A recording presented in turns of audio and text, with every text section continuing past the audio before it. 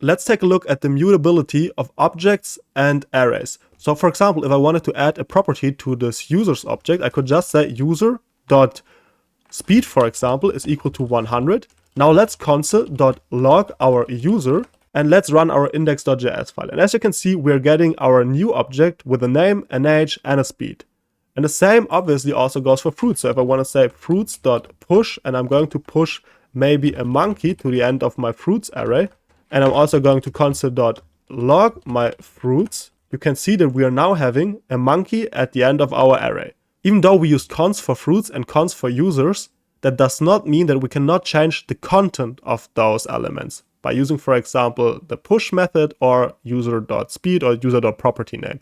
So all this really means is that we can now, for example, if we wanted to say fruits is equal to another object or to maybe another array, this here should actually not work. So if I run the code, we're getting an error because I tried to reassign a constant variable, which is not possible in JavaScript.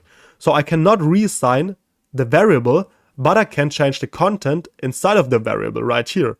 So what if I wanted to prevent the user or myself or other developers from changing the content of an object or of an array? Then I can just go ahead and say Object.freeze, for example. And now let's, for example, freeze our fruits.